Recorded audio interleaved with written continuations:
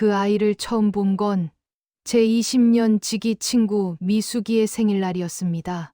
그날 아침, 저는 새벽부터 부엌에 서 있었습니다. 싱크대 위에는 불린 당면이 물기를 머금고 축 늘어져 있었고, 도마 위에는 당근, 양파, 표고버섯이 가지런히 놓여 있었습니다. 손가락 마디는 밤새 쑤셨지만 저는 괜히 손을 더 바쁘게 움직였습니다. 나이 67쯤 되면 생일이라고 해도 대단한 선물보다 따뜻한 반찬 한 통이 더 마음에 남는 법이니까요. 미숙이는 자식이 없었습니다. 남편과 이혼한 지도 오래됐고 늘 혼자 산다고 했습니다. 그래서 저는 미숙이 생일이 되면 해마다 잡채를 만들었습니다. 미숙이가 제일 좋아하는 음식이었거든요. 내가 해준 잡채는 이상하게 간이 딱 맞아. 그 말을 들으면 괜히 마음이 좋아서 저는 매번 조금 더 넉넉히 만들곤 했습니다. 여러분, 살다 보면 그런 친구 하나쯤 있지 않습니까? 자식에게도 다 못하는 말을 털어놓고 남편 흉도 보고 아픈데도 말하고 속상한 일 있으면 전화기 붙들고 1시간이고 2시간이고 붙잡게 되는 사람. 제게 미숙이가 그런 사람이었습니다. 남편 진우 씨 사업이 한번 크게 기울었을 때도, 시어머니 치매가 심해져 제가 밤마다 잠을 못 잘 때도, 큰아들이 대학에 떨어져 집안 분위기가 장례식장 같았을 때도 미숙이는 제 옆에 있었습니다. 그때마다 미숙이는 제 손을 꼭 잡고 말했습니다. 명수가, 너라도 무너지면 안 된다. 내가 버텨야 집이 버틴다. 그 말을 저는 진심이라고 믿었습니다. 정말 믿었습니다. 그날도 저는 그렇게 믿는 마음으로 잡채를 볶고 나박김치를 담고 미숙이가 좋아하는 약식까지 작은 통에 넣었습니다. 남편은 거실 소파에 앉아 신문을 보고 있었습니다. 그런데 이상했습니다. 제가 반찬 가방을 챙기자 남편이 신문 너머로 저를 힐끗 보더니 말했습니다. 오늘 꼭 가야 하나? 저는 손을 멈추고 남편을 바라봤습니다. 왜요? 미숙이 생일이잖아요. 혼자 있으면 쓸쓸할 텐데. 남편은 괜히 헛기침을 했습니다. 신문을 접는 손끝이 평소보다 조금 굳어 보였습니다. 당신 요즘 무릎도 안 좋다며 괜히 돌아다니다가 더 아프면 어쩌려고? 저는 그 말이 고맙다기보다 이상했습니다. 평소에는 제가 시장을 가든 병원을 가든 친구를 만나든 별 관심도 없던 사람이었습니다. 그런 남편이 그날따라 제 외출을 말렸습니다. 당신도 같이 갈래요? 미숙이가 당신도 오라고 했는데 그 말을 듣는 순간 남편은 바로 시선을 피했습니다. 마치 뜨거운 것을 손으로 만진 사람처럼 얼굴 근육이 아주 짧게 굳었습니다. 아니, 난 됐어. 피곤해. 그때까지만 해도 저는 몰랐습니다. 그 표정이 무엇을 숨기고 있었는지, 그 짧은 침묵 뒤에 얼마나 오래된 거짓말이 숨어 있었는지. 미숙이 아파트에 도착했을 때 복도에는 오래된 아파트 특유의 눅눅한 먼지 냄새가 감돌았습니다. 엘리베이터 안거울에는 제 얼굴이 희미하게 비쳤습니다. 흰머리가 부쩍 늘었고 입가에는 언제 생겼는지도 모를 주름이 깊게 패여 있었습니다. 저는 반찬 가방을 고쳐 들고 미숙이 집 초인종을 눌렀습니다. 안쪽에서 발소리가 났습니다. 그런데 그 발소리가 이상했습니다. 어른의 무거운 발걸음이 아니라 아이가 뛰어오는 듯한 가벼운 소리였습니다. 문이 열렸습니다. 그리고 제 앞에 선 건 미숙이가 아니었습니다. 12살쯤 되어 보이는 남자아이였습니다. 아이는 저를 보자마자 눈을 동그랗게 뜨더니 제법 예의 바르게 허리를 숙였습니다. 안녕하세요. 저는 순간 말문이 막혔습니다. 미숙이에게 아이가 있을 리 없었습니다. 아니, 제가 아는 미숙이는 자식이 없었습니다. 20년 동안 그렇게 알고 지냈습니다. 병원에 같이 가준 적도 있고 명절에 혼자 있을까 봐 불러 밥도 먹인 적이 있었습니다. 그런 친구 집 문을 처음 보는 아이가 열고 나온 겁니다. 어머, 너는 누구니? 제가 묻자 아이는 난처한 얼굴로 뒤를 돌아봤습니다. 그때 안쪽에서 미숙이가 급히 뛰어나왔습니다. 평소에는 느릿느릿 움직이던 사람이 그날은 무언가 들킨 사람처럼 허둥댔습니다. 어머, 벌써 왔어? 연락하고 오지. 미숙이 얼굴은 하얗게 질려 있었습니다. 입술은 마른 듯 갈라져 있었고 눈동자는 자꾸만 아이와 저 사이를 오갔습니다. 생일인데 연락은 무슨. 반찬 좀 해왔어. 저는 애써 웃으며 집 안으로 들어갔습니다. 그런데 이상했습니다. 아이는 손님처럼 굴지 않았습니다. 너무 자연스럽게 냉장고를 열어 물을 꺼내 마셨고 소파 옆 서랍에서 리모컨을 꺼냈습니다. 컵이 어디 있는지, 수건이 어디 있는지, 신발장은 어느 칸을 쓰는지까지 다 아는 아이였습니다. 잠깐 맡아주는 아이가 아니었습니다. 그 집에 사는 아이처럼 보였습니다. 저는 미숙이에게 조심스럽게 물었습니다. 얘는 누구야? 미숙이는 찻잔을 꺼내다가 손을 멈췄습니다. 아주 짧은 순간 손끝이 떨렸습니다. 아는 집 아이야. 잠깐 맡아주고 있어. 아는 집 아이? 응, 사정이 좀 있어서. 그 말이 이상했습니다. 20년 친구 사이에 그런 얘기를 한 번도 안 했다는 게 이상했습니다. 우리는 별 얘기를 다 하는 사이였습니다. 병원 검사 결과, 자식 걱정, 남편 흉, 돈 걱정, 심지어 밤에 잠이 안 온다는 얘기까지 다 했습니다. 그런데 집에 아이를 맡아주고 있다는 말은 단 한 번도 들은 적이 없었습니다. 저는 아이를 바라보며 물었습니다. 이름이 뭐니? 아이는 맑은 목소리로 대답했습니다. 준호요. 준호. 이름을 듣는 순간 이상하게 가슴 한쪽이 철렁 내려앉았습니다. 왜 그랬는지는 몰랐습니다. 그런데 아이의 얼굴이 자꾸만 나직었습니다. 눈꼬리, 코끝, 웃을 때 살짝 올라가는 입꼬리, 고개를 옆으로 기울이는 버릇까지. 분명 어디선가 본 얼굴이었습니다. 바로 그때였습니다. 준호가 제 얼굴을 빤히 보더니 말했습니다. 저 아줌마 본 적 있어요. 저는 억지로 웃으며 물었습니다. 나를? 준호는 고개를 끄덕였습니다. 사진에서요. 순간 미숙이가 아이의 팔을 확 잡았습니다. 소나기가 어찌나 새던지 아이가 눈살을 찌푸릴 정도였습니다. 준호야, 방에 들어가 있어. 왜요? 들어가 있으라면 들어가. 그 목소리가 너무 날카로워서 저도 놀라고 아이도 놀랐습니다. 집 안 공기가 순식간에 얼어붙었습니다. 방금 전까지 따뜻하던 거실이 갑자기 남의 집처럼 낯설어졌습니다. 저는 그때 처음 느꼈습니다. 이 집에는 제가 모르는 비밀이 있다는 것을요. 그리고 그 비밀은 이상하게도 제 이름이 적힌 사진과 연결되어 있다는 것을요. 그날 생일상은 이상할 만큼 조용했습니다. 잡채는 따뜻했고 나박김치 국물은 시원했고 미숙이가 좋아하던 약식도 먹기 좋게 잘라 접시에 올려두었습니다. 하지만 그날 우리는 평소처럼 묻지 못했습니다. 예전 같으면 미숙이는 제 남편 흉을 보며 깔깔 웃었을 겁니다. 내 남편은 아직도 양말 뒤집어 벗어놓니? 하며 별것 아닌 얘기로도 한참을 웃었을 겁니다. 그런데 그날은 달랐습니다. 미숙이는 자꾸만 닫힌 방문 쪽을 쳐다봤습니다. 방 안에 들어간 준호가 혹시라도 무슨 말을 더 할까봐 겁내는 사람처럼 보였습니다. 젓가락으로 잡채를 집다가도 소리가 나면 흠칫했고 제가 물 한 모금을 마시려고 잔을 들 때마다 눈치를 봤습니다. 여러분, 오래 알고 지낸 사람은 말보다 숨소리로도 느껴질 때가 있습니다. 저 사람이 지금 편한지, 불편한지, 저 말이 진심인지, 둘러대는 건지. 그날 미숙이는 너무 불편해 보였습니다. 아니, 정확히 말하면 두려워 보였습니다. 저는 일부러 담담한 척 물었습니다. 미숙아, 응, 저 아이, 정말 아는 집 아이야? 미숙이는 젓가락을 내려놓았습니다. 식탁 위에 젓가락이 닿는 소리가 유난히 크게 들렸습니다.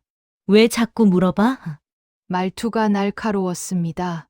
평소에 미숙이라면 그냥 아는 애야 하고 웃어 넘겼을 겁니다. 그런데 그날은 방어부터 했습니다. 그냥 이상해서 그래. 너 아이 맡아준다는 얘기 한 번도 안 했잖아. 미숙이는 억지로 웃었습니다. 입꼬리는 올라갔지만 눈은 웃지 않았습니다. 뭐 그런 얘기까지 다 하니. 잠깐 봐주는 거야. 그렇구나. 저는 더 묻지 않았습니다.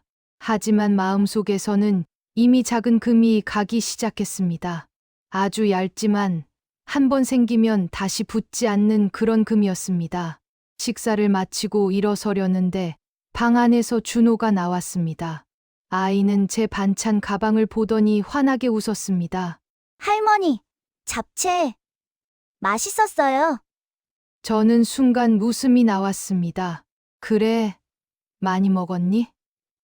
네. 아빠도 잡채 좋아하는데. 그 말에 미숙이 얼굴이 순식간에 굳었습니다. 저는 아이를 바라봤습니다. 준호는 자신이 무슨 말을 했는지 모르는 듯 했습니다. 그냥 평범한 아이처럼 맛있는 음식을 먹고 떠오른 말을 한 것뿐이었습니다. 미숙이가 다급히 끼어들었습니다. 준호야, 너 숙제해야지. 아, 맞다. 아이는 다시 방으로 들어갔습니다. 저는 미숙이를 바라보았습니다. 미숙이는 제 눈을 피했습니다. 손은 식탁 밑으로 내려가 있었고 무릎 위에서 손가락을 꼬고 있는 것이 보였습니다. 긴장하면 손가락을 꼬는 버릇. 제가 너무 잘 아는 미숙이의 버릇이었습니다. 집으로 돌아오는 길, 아파트 단지 안에는 늦은 오후 햇살이 길게 깔려 있었습니다. 놀이터에는 아이들 웃음소리가 들렸고 어느 집에서는 된장찌개 냄새가 흘러나왔습니다. 평범한 풍경이었습니다. 그런데 제 마음은 평범하지 않았습니다. 준호의 얼굴이 계속 떠올랐습니다.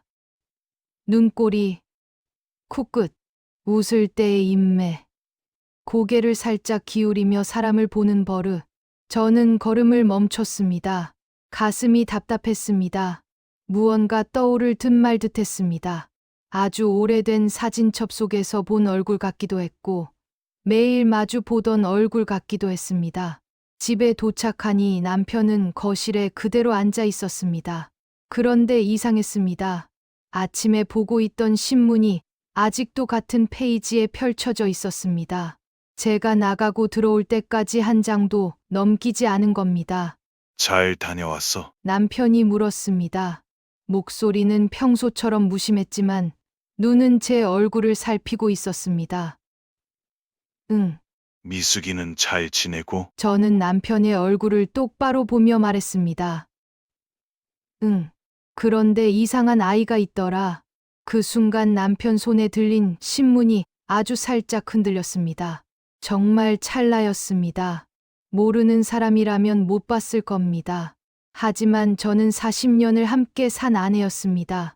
남편이 당황할 때 손끝이 먼저 흔들린다는 걸 알고 있었습니다.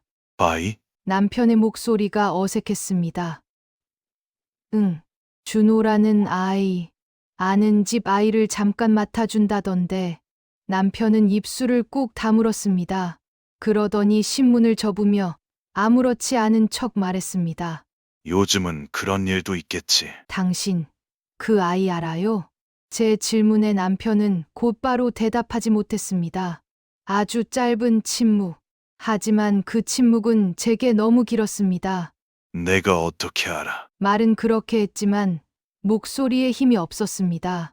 평소 같으면 쓸데없는 소리 하지 말라고 짜증을 냈을 사람이었습니다. 그런데 그날은 짜증도 내지 않았습니다. 그저 피했습니다. 그날 저녁 남편은 밥을 거의 먹지 않았습니다. 숟가락으로 국물만 몇 번 떠먹더니 속이 좀 안 좋다며 방으로 들어갔습니다. 저는 혼자 식탁에 남아 식은 밥을 바라봤습니다. 밥알은 말라가고 있었고 된장국 위에는 얇은 기름막이 떠 있었습니다. 여러분, 살다 보면 마음이 먼저 알아차리는 순간이 있습니다. 머리는 아직 아니라고 하는데 가슴은 이미 알고 있는 순간이요. 그날 밤, 저는 잠을 이루지 못했습니다. 침대 옆에서 남편은 등을 돌린 채 자고 있었습니다. 낮게 코 고는 소리가 방 안에 퍼졌습니다. 창밖에는 자동차 지나가는 소리가 간간히 들렸고 벽시계 초침 소리가 유난히 크게 들렸습니다. 저는 천장을 바라보다가 눈을 감았습니다. 그런데 준호의 얼굴이 떠올랐습니다. 그리고 그 위로 젊은 시절 남편의 얼굴이 겹쳐졌습니다. 결혼하던 날, 낡은 양복을 입고 어색하게 웃던 남편. 첫사이를 안고 어쩔 줄 몰라 하던 남편. 젊었을 때 사진 속에서 고개를 살짝 기울이며 웃던 남편. 제 심장이 쿵 내려앉았습니다. 준호는 미숙이를 닮지 않았습니다. 그 아이는 남편을 닮아 있었습니다. 저는 천천히 고개를 돌려 잠든 남편의 얼굴을 바라보았습니다. 주름이 깊어진 얼굴, 희끗해진 머리, 오래 살아 익숙해진 옆모습. 그런데 그 익숙한 얼굴이 그날따라 너무 낯설었습니다. 저는 속으로 중얼거렸습니다. 설마, 아니겠지. 그럴 리가 없겠지. 하지만 한번 떠오른 의심은 사라지지 않았습니다. 오히려 어둠 속에서 더 선명해졌습니다. 그리고 그 순간, 저는 처음으로 남편을 보며 이런 생각을 했습니다. 당신 정말 그 아이 아버지는 아니겠지? 며칠 동안 저는 아무 말도 하지 않았습니다. 남편에게도, 미숙이에게도, 자식들에게도 말하지 않았습니다. 평소처럼 밥을 차리고, 평소처럼 빨래를 널고, 평소처럼 시장에 다녀왔습니다. 겉으로 보면 아무 일도 없는 집이었습니다. 하지만 제 속은 매일 조금씩 무너지고 있었습니다. 이상한 건 사람이 큰 의심을 품게 되면 아주 작은 것까지 다르게 보인다는 겁니다. 남편이 휴대폰을 뒤집어 놓는 거, 전화를 받을 때 베란다로 나가는 거, 갑자기 목욕을 오래 하는 거, 걷기 모임 간다고 나가면서 머리를 빗는 거. 예전에는 그냥 지나쳤던 행동들이 전부 제 가슴을 찔렀습니다. 그렇다고 바로 따질 수는 없었습니다. 혹시 내가 틀렸으면 어쩌나? 혹시 친구를 의심한 내가 나쁜 사람인 건 아닐까? 혹시 나이 들어 괜히 예민해진 건 아닐까? 저는 스스로를 수십 번도 더 달랬습니다. 하지만 이상하게도 미숙이 집에서 본 준호의 얼굴만큼은 머릿속에서 지워지지 않았습니다. 결국 며칠 뒤 저는 미숙이 아파트로 갔습니다. 처음부터 뭘 캐내려고 간 건 아니었습니다.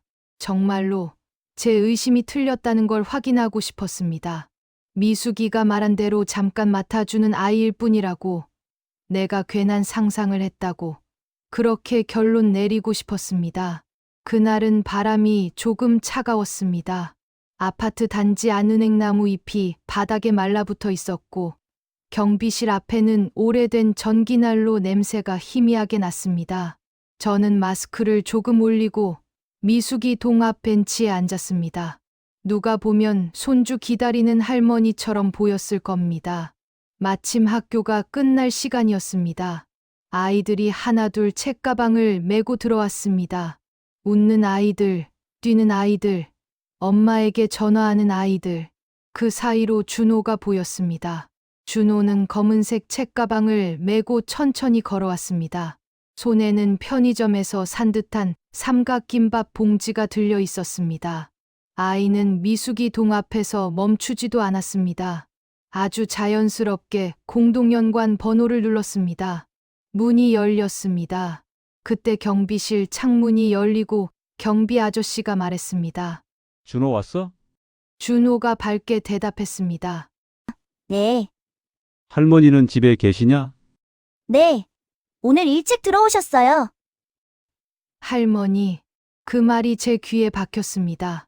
잠깐 맡아주는 아이에게 경비가 그렇게 익숙하게 말할 리 없었습니다.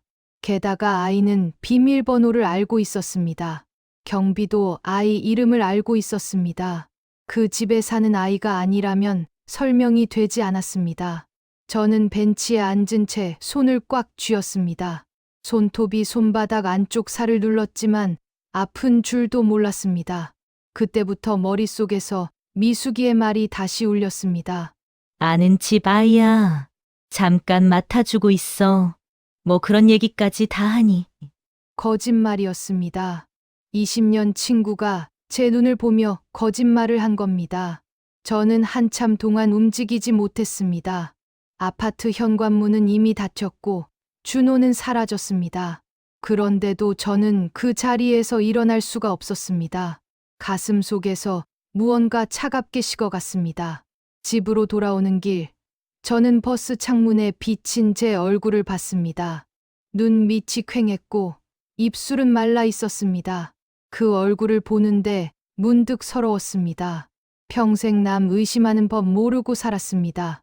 남편이 늦으면 늦는가 보다 했고, 친구가 힘들다 하면 그런가 보다 했습니다. 믿는 게 편했고, 믿어주는 게 도리라고 생각했습니다. 그런데 이제 와보니 제가 믿은 게 아니라 모른 척하며 살아온 건 아니었을까요?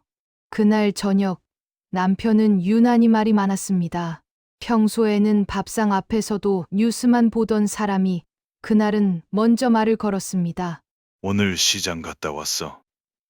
응, 무릎은 좀 어때? 괜찮아요. 요즘 날씨 추우니까 괜히 나다니지 말고. 저는 남편을 바라봤습니다. 그 말이 걱정처럼 들리지 않았습니다. 어쩐지 제가 어디를 가는지, 무엇을 보는지, 무엇을 알아차리는지 감시하는 말처럼 들렸습니다. 밥을 먹고 난 뒤 남편은 옷장을 열었습니다. 회색 점퍼를 꺼내 입고 거울 앞에서 머리를 한번 빗었습니다. 저는 설거지를 하는 척하며 물었습니다. 어디 가요? 남편은 자연스럽게 대답했습니다. 걷기 모임. 요즘 다들 저녁에 한 바퀴씩 걷자고 해서. 어디서 만나는데요? 그냥 동네 한 바퀴 돌지 뭐. 말이 너무 흐렸습니다. 예전 같으면 그냥 넘어갔을 겁니다. 하지만 그날은 아니었습니다. 저는 물기를 닦은 손을 수건에 천천히 문질렀습니다. 손끝이 차가웠습니다. 남편이 현관문을 열고 나갔습니다. 문이 닫히는 소리가 유난히 크게 들렸습니다. 저는 잠시 서 있었습니다. 그리고 조용히 외투를 걸쳤습니다. 심장이 너무 빨리 뛰어서 숨이 막힐 것 같았습니다. 하지만 그날은 확인해야 했습니다. 더는 제 마음을 속일 수 없었습니다. 저는 남편과 거리를 두고 뒤를 따라갔습니다. 남편은 동네 공원 쪽으로 가지 않았습니다.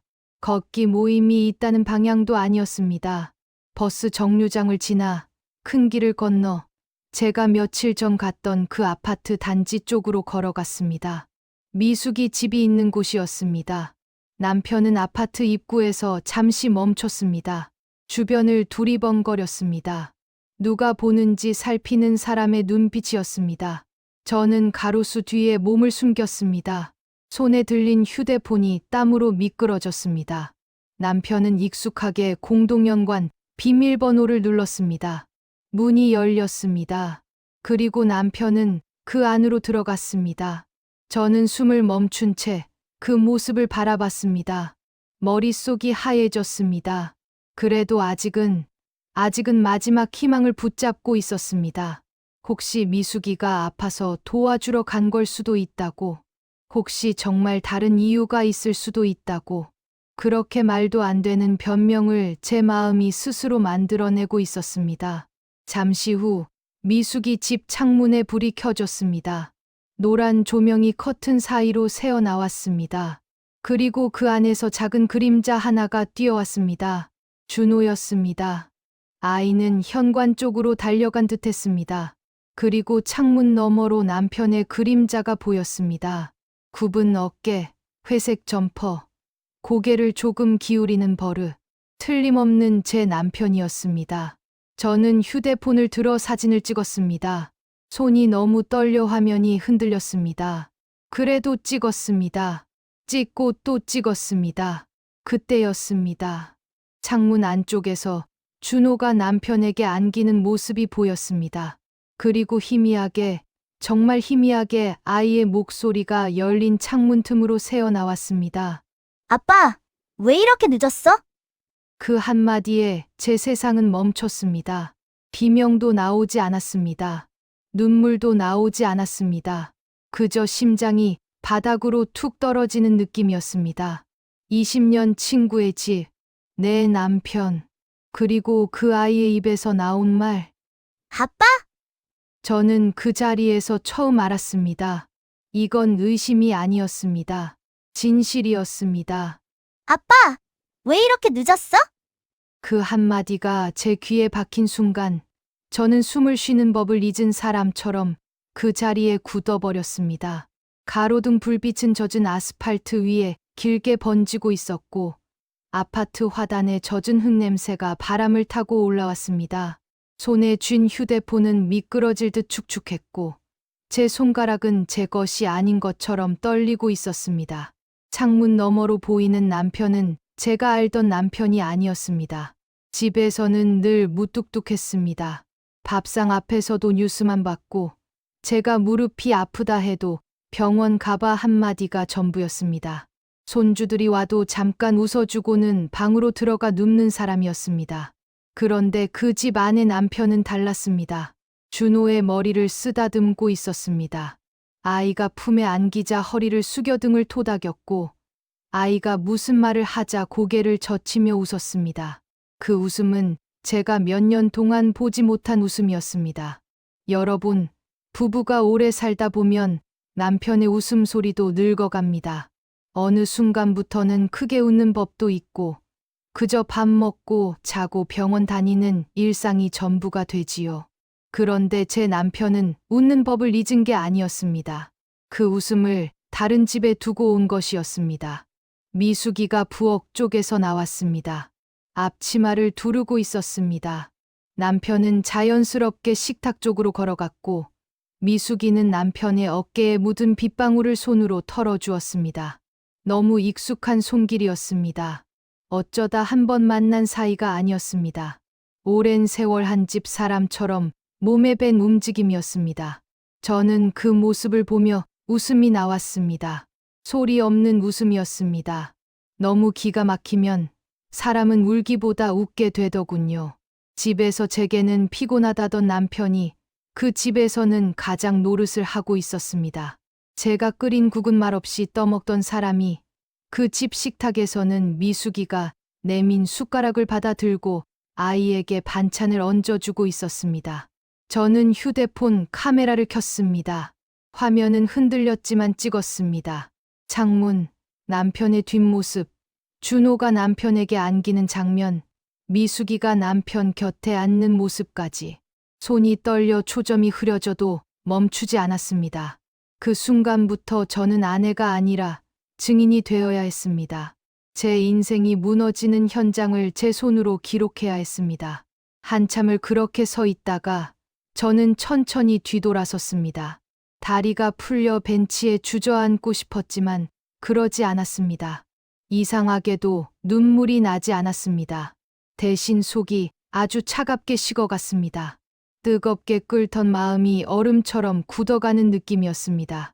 집으로 돌아오는 길, 남편과 처음 만났던 날이 떠올랐습니다. 젊은 시절 남편은 가진 게 없었습니다. 낡은 구두, 구겨진 셔츠, 그래도 성실하다는 말 하나 믿고 저는 그 사람을 택했습니다. 결혼하고 나서는 없는 살림에 아이 둘 키우고 시어머니 병수발하고 남편 사업이 흔들릴 때마다 제 폐물까지 팔았습니다. 그런데 그 세월의 끝에서 제가 본 것은 남편이 다른 집에서 다른 아이에게 아빠 노릇을 하는 모습이었습니다. 집 현관문을 여는데 손이 떨렸습니다. 집 안은 조용했습니다.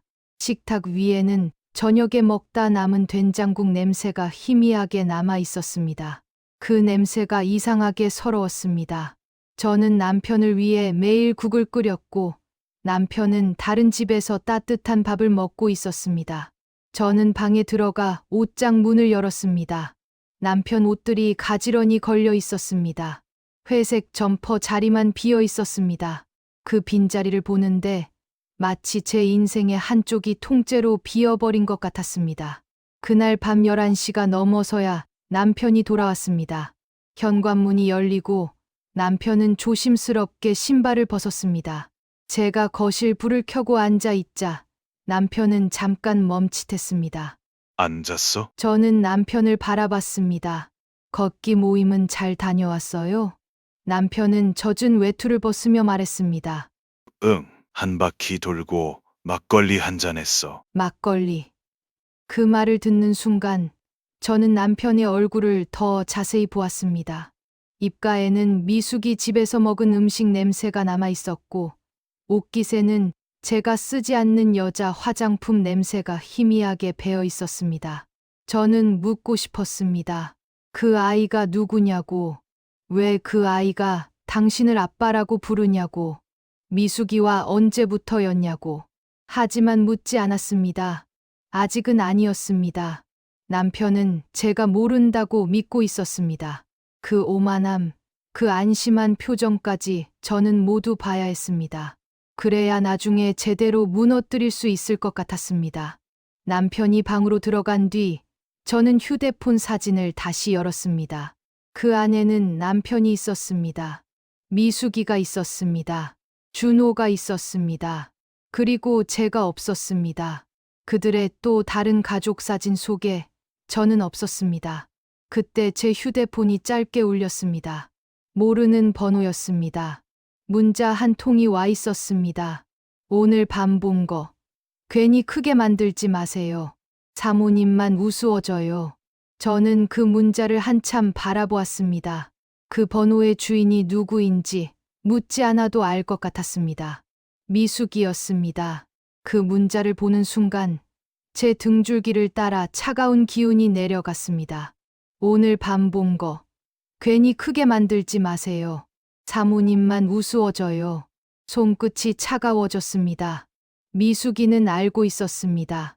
제가 그 집 앞에 있었다는 걸, 제가 봤다는 걸, 제가 흔들리고 있다는 것까지 알고 있었습니다.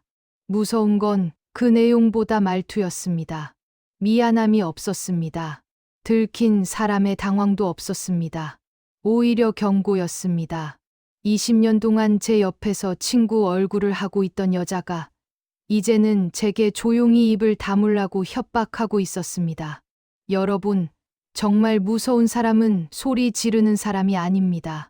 웃는 얼굴로 선을 넘고 미안한 척 하다가도 자기 이익이 걸리면 눈빛이 바뀌는 사람입니다. 미숙이가 그랬습니다. 저는 답장을 보내지 않았습니다. 대신 그 문자를 캡처했습니다. 전화번호도 저장하지 않았습니다. 그냥 날짜와 시간이 보이게 화면을 찍어두었습니다. 그날 밤 저는 거의 잠을 자지 못했습니다. 남편은 제 옆에서 아무렇지 않게 잠들어 있었습니다. 코 고는 소리가 낮게 방 안에 퍼졌습니다. 40년을 들은 소리였습니다. 한때는 그 소리가 있어야 잠이 왔습니다. 남편이 옆에 있다는 증거 같았으니까요. 그런데 그날은 그 소리가 징그러웠습니다. 같은 침대에 누워 있으면서도 남편은 저와 다른 세상을 살고 있었습니다. 낮에는 제 남편, 밤에는 미숙이 집의 아버지. 저는 그 이중생활의 한쪽 껍데기만 붙잡고 살아온 사람이었습니다. 새벽녘, 남편이 화장실에 간 사이 저는 그의 외투를 확인했습니다. 젖은 냄새가 났습니다. 빗물 냄새, 오래된 담배 냄새, 그리고 낯선 향수 냄새. 안주머니를 뒤지자 접힌 영수증 몇 장이 나왔습니다. 저는 조심스럽게 펼쳤습니다.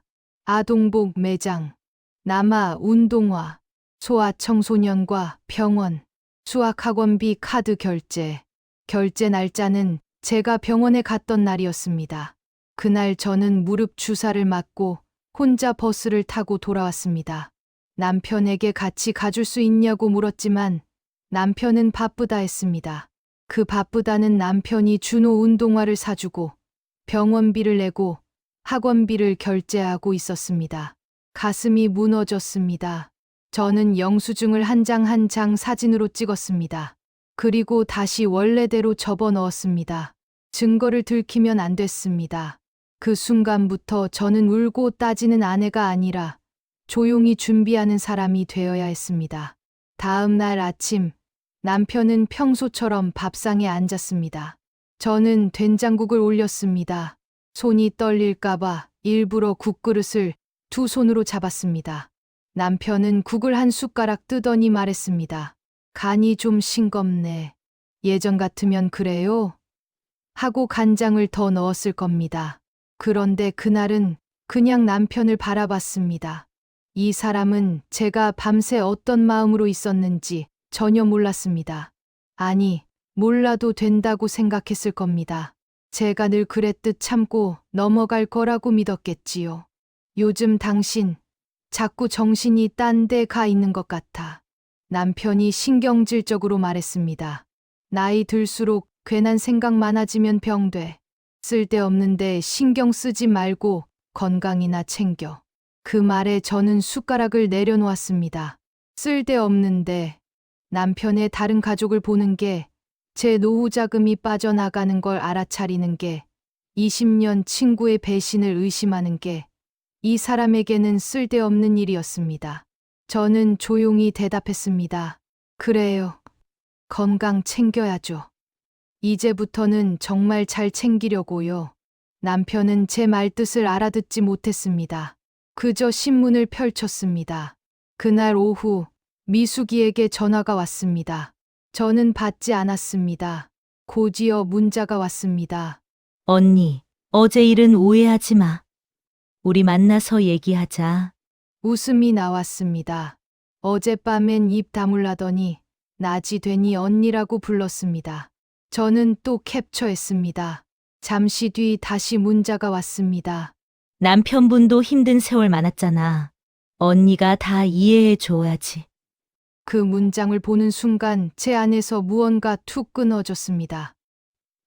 이해. 평생 제가 제일 많이 해온 일이었습니다. 남편 사업이 안 돼도 이해했고, 시댁일이 몰려와도 이해했고, 자식들 때문에 제 삶을 미뤄도 이해했습니다.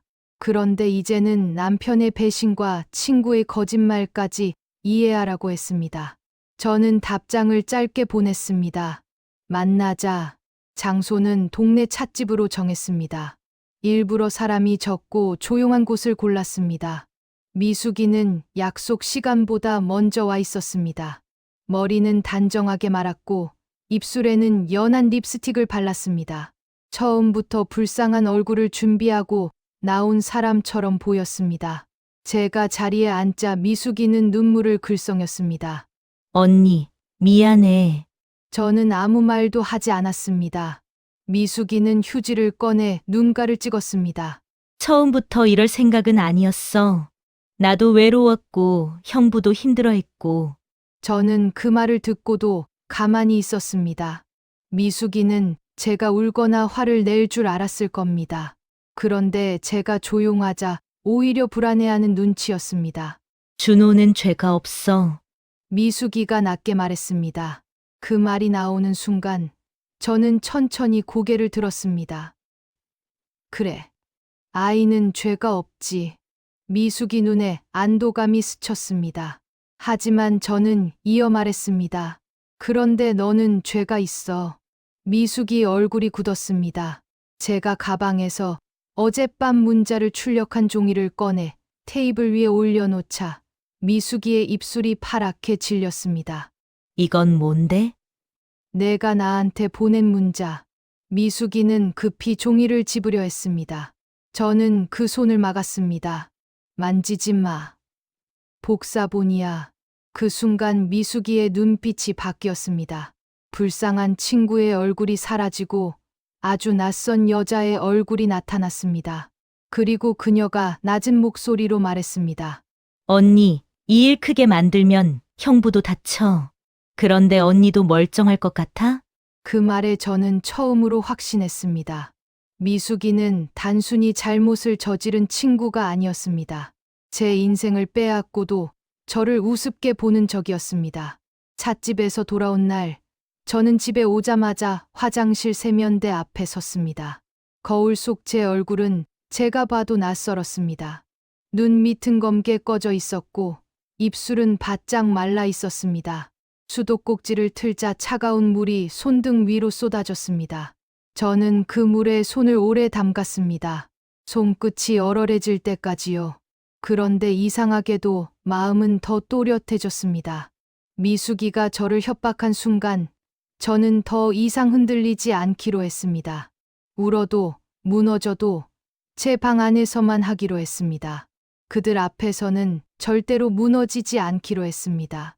남편은 그날도 늦게 들어왔습니다. 문을 여는 소리가 들리자 저는 거실 불을 끄고 방 안에 누워있는 척했습니다. 남편은 조심스럽게 외투를 벗어 의자에 걸었습니다. 그러고는 욕실로 들어갔습니다. 샤워기 물소리가 들렸습니다. 저는 천천히 일어났습니다. 발소리를 죽이고 거실로 나가 남편 외투를 들었습니다. 주머니는 무거웠습니다. 안쪽을 뒤지자 영수증 말고도 작은 봉투 하나가 나왔습니다. 장난감 가게 봉투였습니다. 안에는 새 자동차 장난감이 들어 있었습니다. 가격표도 그대로 붙어 있었습니다. 아이가 좋아할 만한 반짝이는 파란색 자동차였습니다. 봉투 안쪽에는 작은 카드가 있었습니다. 준호야, 이번 시험 잘 봐서 아빠가 약속 지킨다. 글씨는 남편의 것이었습니다. 그 글씨를 보는 순간 제 손이 멈췄습니다. 아빠, 남편은 그 아이에게 아빠라고 불리고 있었을 뿐 아니라 스스로도 아빠라고 쓰고 있었습니다. 저는 그 카드를 사진으로 찍었습니다. 장난감도, 봉투도, 영수증도 모두 찍었습니다. 다시 원래대로 넣으려는데 손이 자꾸 떨렸습니다. 샤워기 물소리가 멈출까봐 심장이 조마조마했습니다. 그때 욕실 안에서 남편이 기침을 했습니다. 저는 급히 봉투를 원래 자리에 넣고 방으로 들어갔습니다. 이불 속에 누워 숨을 죽였습니다. 심장이 너무 크게 뛰어서 남편이 들을 것 같았습니다. 남편이 욕실에서 나왔습니다. 수건으로 머리를 털며 거실을 지나가더니 의자에 걸린 외투를 확인하는 듯한 소리가 났습니다. 저는 눈을 감았습니다. 남편이 무언가 눈치챘을까봐 온몸이 굳었습니다. 잠시 후 남편이 방 안으로 들어왔습니다. 자, 저는 대답하지 않았습니다. 남편은 제 쪽을 한참 보는 듯 했습니다. 그러다 불을 끄고 누웠습니다. 방 안은 어두웠지만 저는 남편의 숨소리를 듣고 있었습니다. 그 숨소리가 평온할수록 제 분노는 더 깊어졌습니다. 다음 날 아침, 남편은 일찍 나간다고 했습니다. 동네 선배, 병문안 좀 가야 해. 저는 밥상을 차리며 물었습니다. 어느 병원인데요? 남편은 잠깐 멈칫했습니다. 그냥 작은 병원이야. 당신은 몰라. 남편은 요즘 그 말을 자주 했습니다. 제가 알면 안 되는 일들이 늘어났다는 뜻이었습니다. 남편이 나간 뒤 저는 그의 서랍을 열었습니다. 예전에는 남편 물건에 손대는 일이 거의 없었습니다. 부부 사이에도 지켜야 할 선이 있다고 생각했으니까요. 그런데 그 선을 먼저 짓밟은 건 남편이었습니다. 서랍 안에는 오래된 통장, 보험 서류, 약 봉투들이 있었습니다. 저는 하나씩 확인했습니다. 그러다 낯선 병원 이름이 적힌 봉투를 발견했습니다. 소아청소년과가 아니었습니다. 산부인과였습니다. 봉투 안에는 오래된 진료비 영수증 사본과 검사 결과지가 있었습니다. 날짜를 확인하는 순간 숨이 멎었습니다. 준호가 태어나기 몇 달 전이었습니다. 보호자 연락처란에는 남편의 휴대폰 번호가 적혀 있었습니다. 저는 그 종이를 들고 한참 서 있었습니다. 그동안 남편은 단순히 몰래 돈을 보낸 것이 아니었습니다. 미숙이가 임신했을 때부터 곁에 있었습니다. 병원에 따라갔고 출산을 준비했고 아이가 태어나는 시간을 함께 기다렸을지도 모릅니다. 그 순간 지난 세월이 조각조각 떠올랐습니다. 그 무렵 저는 시어머니 병수발을 하고 있었습니다. 밤마다 기저귀를 갈고 새벽마다 욕창을 닫고 잠 못 이룬 얼굴로 밥을 차렸습니다. 남편은 그때 회사 일 때문에 늦는다고 했습니다. 그 늦는 시간에 미숙이의 병원을 다녔던 겁니다. 저는 무릎에 힘이 풀려 방바닥에 주저앉았습니다. 분노보다 먼저 온 것은 모욕감이었습니다. 제 고생이, 제 믿음이, 제 우정이 모두 조롱당한 것 같았습니다. 그때 전화가 울렸습니다. 미숙이였습니다. 저는 받지 않았습니다. 곧이어 문자가 왔습니다. 언니, 너무 파헤치지 마. 다 지난 일이야. 지난 일, 그 한마디가 제 안의 마지막 망설임을 없앴습니다. 저는 휴대폰을 들고 조용히 답장을 보냈습니다. 지난 일인지 아닌지는 내가 정해. 그리고 그날 오후, 저는 은행으로 향했습니다. 남편이 숨긴 돈의 흐름을 확인해야 했습니다. 은행 창구에 앉은 직원은 제 통장 내역을 한참 들여다봤습니다. 화면을 보는 직원의 눈썹이 살짝 움직였습니다. 저는 그 작은 표정을 놓치지 않았습니다. 직원이 조심스럽게 말했습니다. 사모님, 이 계좌에서 몇 년간 정기적으로 현금 인출이 많았습니다. 그리고 남편분 명의로 연결된 다른 계좌도 하나 있어 보이는데요. 저는 가슴이 내려앉았습니다. 다른 계좌요? 직원은 낮은 목소리로 말했습니다. 거기서도 일정 금액이 계속 빠져나갔습니다. 수취인 이름이 김미숙 씨로 되어 있습니다. 그 이름을 듣는 순간 저는 손에 쥔 가방끈을 세게 움켜쥐었습니다. 이제 모든 것이 숫자로 드러나고 있었습니다. 배신은 감정만이 아니었습니다. 제 노후 자금을 갉아먹은 도둑질이기도 했습니다. 은행에서 돌아오는 길, 저는 버스 창밖만 바라봤습니다. 사람들은 아무렇지 않게 웃고 있었습니다. 시장 봉투를 든 할머니, 아이 손을 잡고 걷는 젊은 엄마, 병원 진료표를 접어 들고 있는 노인. 세상은 평소처럼 흘러가는데 제 안의 세상만 산산이 부서지고 있었습니다. 집에 도착했을 때 남편은 아직 돌아오지 않았습니다. 저는 식탁에 앉아 은행에서 받은 거래 내역을 펼쳐놓았습니다. 숫자들이 줄지어 있었습니다. 처음엔 그저 숫자였지만 오래 들여다보니 그 숫자 하나하나가 제 삶의 조각처럼 보였습니다. 5만 원, 12만 원, 38만 원, 70만 원, 120만 원. 그 돈들은 제게 그냥 돈이 아니었습니다. 시장 끝날 무렵 싸게 산 채소값이었고, 손주 생일 선물을 줄이면서 남긴 돈이었고, 제 무릎 치료를 미루며 아껴둔 돈이었습니다. 그 돈이 미숙이에게 갔습니다. 준호에게 갔습니다. 남편의 또 다른 가족에게 갔습니다. 그날 밤 남편은 늦게 들어왔습니다. 저는 아무 말 없이 밥상을 차렸습니다. 남편은 밥을 먹으며 휴대폰을 계속 확인했습니다. 화면이 보이지 않도록 살짝 몸을 틀고 메시지가 올 때마다 손가락으로 빠르게 지웠습니다. 예전 같으면 몰랐을 겁니다. 하지만 이제는 보였습니다. 숨기는 사람은 숨기려 할수록 더 많은 것을 드러냅니다. 남편이 씻으러 들어간 사이 저는 그의 휴대폰을 집어들었습니다. 화면은 잠겨 있었습니다. 비밀번호 4자리. 처음에는 결혼기념일을 눌렀습니다. 틀렸습니다. 제 생일을 눌렀습니다. 틀렸습니다. 큰아들 생일, 딸 생일도 눌렀습니다. 모두 틀렸습니다. 저는 잠시 멈췄습니다. 손끝이 차가워졌습니다.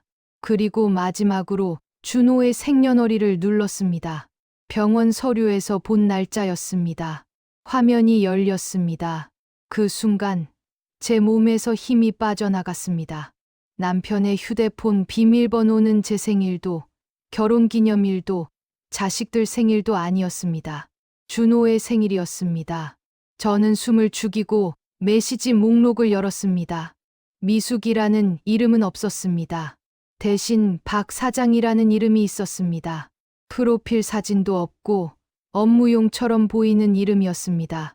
하지만 메시지를 열자 모든 것이 드러났습니다. 준호가 오늘 아빠 언제 오냐고 계속 물었어. 이번 주말엔 꼭 와. 애가 기다려.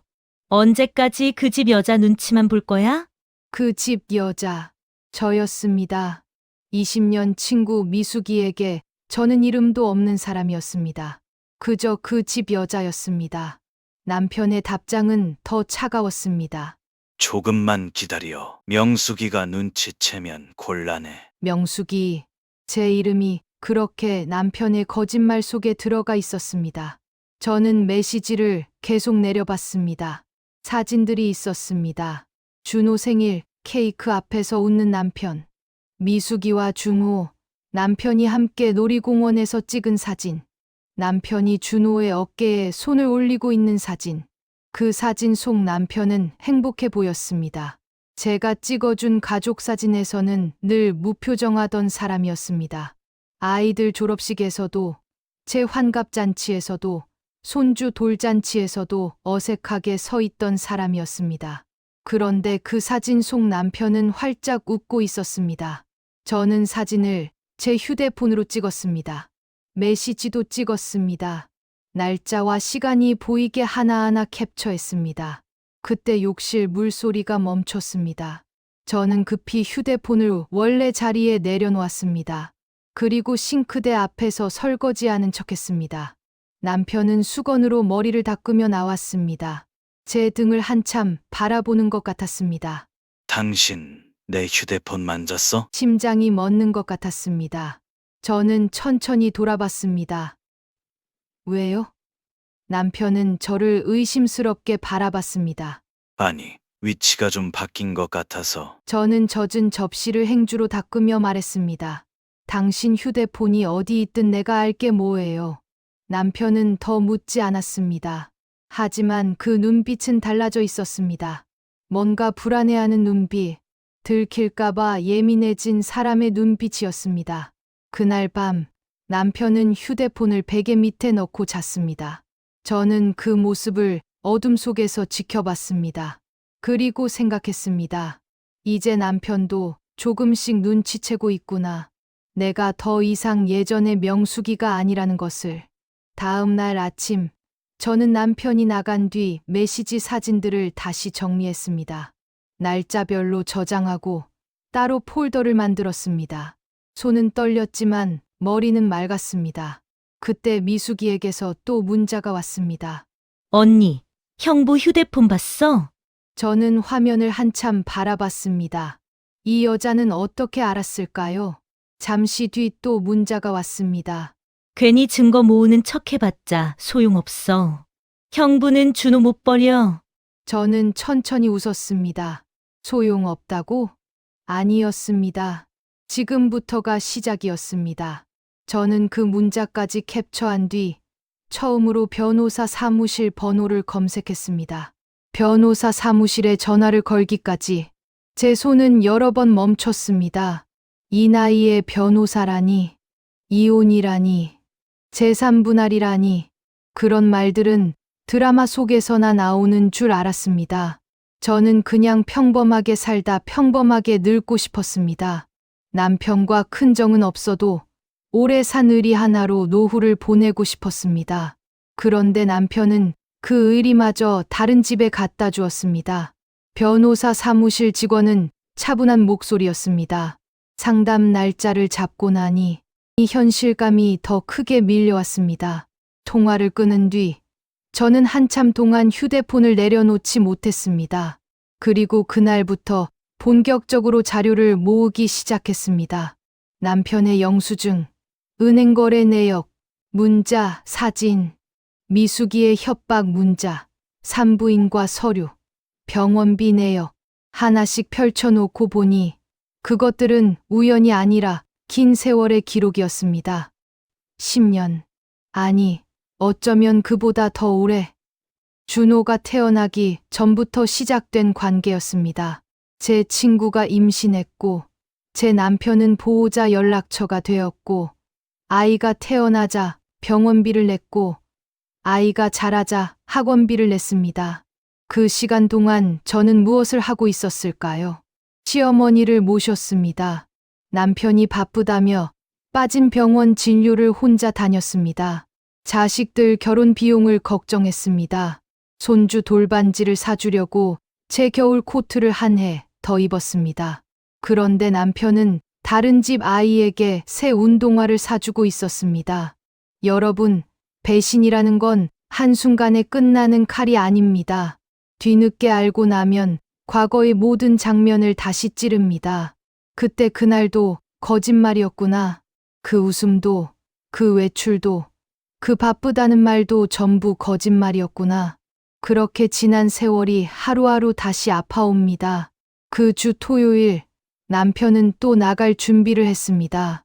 오늘 동창이 올라왔다더라. 저녁 먹고 올게. 저는 다림질을 하던 손을 멈추지 않고 물었습니다. 어느 동창인데요? 남편은 짜증 섞인 목소리로 말했습니다. 당신이 알아서 뭐 하게. 그 말에 저는 조용히 다리미를 세웠습니다. 그냥 물어본 거예요. 요즘 당신 왜 이렇게 꼬치꼬치 캐묻는데? 나이 들면 의심 맞는다더니 딱 그 꼴이야. 그 말은 비열했습니다. 자신이 거짓말을 하고 있으면서 오히려 저를 의심 많은 노인으로 만들고 있었습니다. 시청자 여러분, 이런 말이 사람을 제일 무너지게 합니다. 잘못한 사람이 오히려 상처받은 사람의 정신을 흔드는 말이요. 저는 아무 대답도 하지 않았습니다. 남편은 승리한 사람처럼 외투를 입고 나갔습니다. 그날 저는 따라가지 않았습니다. 대신 남편의 책상 서랍을 열었습니다. 그곳에는 오래된 USB 하나가 있었습니다. 예전부터 있던 것이라 대수롭지 않게 여겼는데 이제는 모든 게 다르게 보였습니다. 컴퓨터에 꽂자 사진 폴더가 열렸습니다. 파일명은 등산 모임이었습니다. 하지만 안에는 등산 사진이 아니었습니다.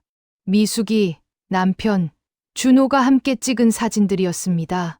바닷가, 놀이공원, 펜션, 식당. 사진 속 준호는 점점 자라고 있었습니다. 6살, 7살, 8살, 10살. 남편도 점점 늙어가고 있었습니다. 그 사진들은 한 가족의 성장 기록이었습니다. 저는 그 앞에서 한참을 움직이지 못했습니다. 그때 사진 하나가 눈에 들어왔습니다. 준호의 초등학교 입학식 사진이었습니다.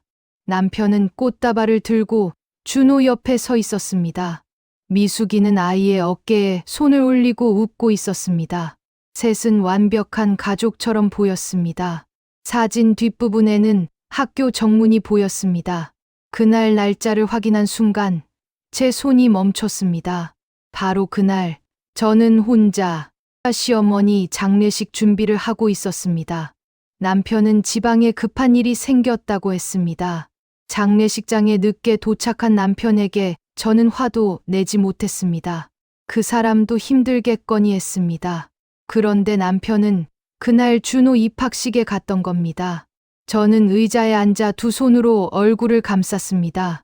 그동안 참았던 눈물이 처음으로 흘렀습니다. 소리 없이 아주 뜨겁게 흘렀습니다. 서러움, 분노, 모욕감, 허탈함이 한꺼번에 밀려왔습니다. 하지만 오래 울지는 않았습니다. 눈물을 닦고 USB 안에 사진을 모두 복사했습니다. 날짜별로 정리했습니다. 파일 이름도 바꿨습니다. 준호 입학식, 미숙이 펜션 여행, 남편 가족 사진, 산부인과 기록, 송금 내역. 하나하나 정리할수록 마음이 단단해졌습니다. 그날 밤 남편이 돌아왔습니다. 얼굴에는 술 기운이 조금 올라 있었습니다. 기분이 좋아 보였습니다. 저는 그 얼굴을 바라보다가 문득 생각했습니다. 이 사람은 오늘도 속였다고 생각하겠지. 하지만 모르는 건 남편이었습니다. 제가 이미 너무 많은 것을 봤다는 걸. 남편이 잠든 뒤 저는 미숙이에게 문자를 보냈습니다. 우리 다시 만나자. 미숙이는 바로 답장을 보냈습니다. 언니, 이제 얘기 좀 통하려나 보네. 저는 그 답장을 보고 조용히 웃었습니다. 그래. 이번엔 정말 얘기 좀 해봐야겠구나. 내가 친구의 얼굴을 한 도둑이었다는 걸 내 입으로 확인해야겠구나. 미숙이와 다시 만난 곳은 동네 오래된 찻집이었습니다. 문을 열고 들어가자 볶은 커피 냄새와 낡은 나무 의자 냄새가 섞여 났습니다. 벽에는 오래된 풍경화가 걸려 있었고 스피커에서는 낮은 트로트 반주가 흘러나왔습니다. 예전 같으면 미숙이와 이런 곳에 앉아 수다를 떨며 시간을 보냈을 겁니다. 그런데 그날 그 자리는 친구를 만나는 자리가 아니었습니다. 증인을 마주 앉히는 자리였습니다. 미숙이는 먼저 와 있었습니다. 옷차림은 단정했습니다. 하지만 눈빛은 날카로웠습니다. 저를 보자마자 억지로 웃었습니다. 언니, 마음 좀 가라앉았어? 그 말부터가 잘못이었습니다. 마치 제가 흥분해서 이를 키운 사람이고 자신은 이해를 구하러 나온 사람처럼 말했습니다. 저는 조용히 자리에 앉았습니다. 준호, 내 남편 아이지? 미숙이는 손에 쥔 찻잔을 내려놓았습니다. 찻잔 받침이 달그락 소리를 냈습니다. 언니, 돌려 말하지 마. 내 남편 아이냐고 물었어. 미숙이는 눈을 감았다 떴습니다. 그리고 아주 작게 말했습니다. 맞아. 그 한마디가 나오자 오히려 마음이 조용해졌습니다. 이미 알고 있었지만 그녀의 입으로 듣는 것은 또 달랐습니다. 20년 우정의 관 뚜껑에 못을 박는 소리 같았습니다. 언제부터였니? 미숙이는 입술을 깨물었습니다. 오래됐어. 남편과 같은 대답이었습니다. 오래됐어. 그들은 제 인생을 오래도 속였습니다. 그리고 그 긴 세월을 설명하는 말이 고작 오래됐어. 그 한마디였습니다. 저는 물었습니다. 내가 시어머니 병수 발할 때도 미숙이는 대답하지 못했습니다. 내가 남편 빚 갚으려고 반찬 가게에서 일할 때도 미숙이는 고개를 숙였습니다. 내가 너 병원 데려다 주고 명절에 혼자라고 우리 집 불러 밥 먹일 때도 미숙이는 눈물을 흘리기 시작했습니다. 하지만 저는 속지 않았습니다. 그 눈물은 들킨 사람의 눈물이었습니다. 제 아픔을 위한 눈물이 아니었습니다. 처음엔 나도 이럴 줄 몰랐어. 미숙이가 말했습니다. 형부가 너무 외로워했어. 언니는 집안일에 치여 있었고, 형부는 밖에서 힘들어했고. 저는 그 말을 듣고 천천히 고개를 들었습니다. 그래서 미숙이는 멈칫했습니다. 남편이 외로우면 친구 남편을 품어도 되니? 내가 힘들면 내 남편을 가져가도 되는 거였니? 미숙이는 아무 말도 하지 못했습니다. 그때 그녀의 얼굴에서 눈물이 사라졌습니다. 대신 짜증이 올라왔습니다. 언니도 형부한테 잘한 것만은 아니잖아. 저는 숨이 멎는 것 같았습니다. 이제 본색이 나오는구나. 내가 뭘 그렇게 못했니? 언니는 늘 피곤하다, 힘들다, 돈 없다, 애들 걱정이다 형부가 집에서 숨 쉴 데가 없었대. 그 말을 듣는 순간 저는 찻잔을 쥔 손에 힘을 줬습니다. 남편의 실패를 같이 견딘 세월, 시어머니 병수발, 자식들 뒷바라지, 그 모든 것이 남편에게는 숨막히는 집이었고 미숙이에게는 남편을 빼앗아도 되는 핑계가 되었던 겁니다. 그래서 내가 숨쉬게 해줬구나. 제 목소리는 낮았습니다. 내 남편 숨쉬게 해주려고 내 친구라는 사람이 내 남편 아이까지 낳았구나. 미숙이는 고개를 돌렸습니다. 준호는 죄 없어. 알아. 그 아이도 아버지가 필요해. 그것도 알아. 그리고 언니도 현실적으로 생각해야 해. 형부 나이도 있고 준호도 크고 있고 나중에 재산 문제도. 저는 그 순간 미숙이의 말을 끊었습니다. 드디어 돈 얘기 나오네. 미숙이 얼굴이 굳었습니다. 언니, 말 그렇게 하지 마. 그럼 어떻게 해? 20년 동안 친구 얼굴로 내 옆에 붙어 있다가 내 남편 아이 낳고 이제는 그 아이 목까지 챙기겠다는 사람한테 내가 뭐라고 해야 해? 미숙이는 입술을 깨물었습니다. 준호는 받을 권리가 있어. 저는 조용히 웃었습니다.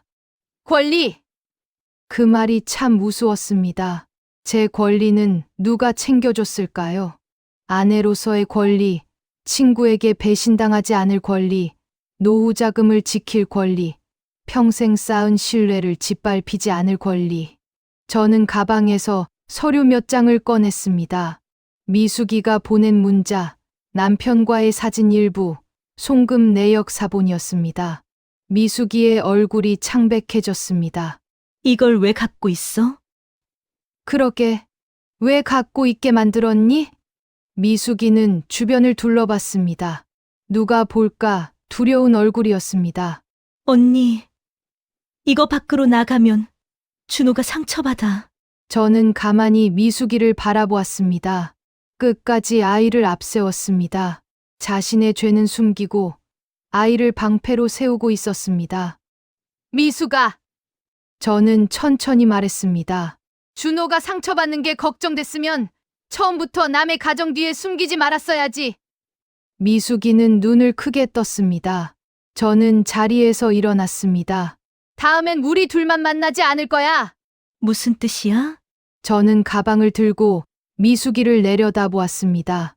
진실은 당사자들끼리만 나누는 게 아니더라. 속은 사람들도 알아야지.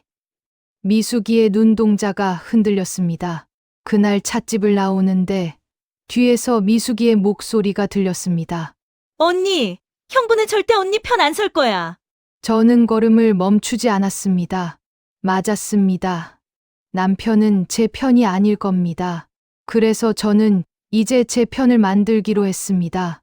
제 자식들, 제 증거, 그리고 법.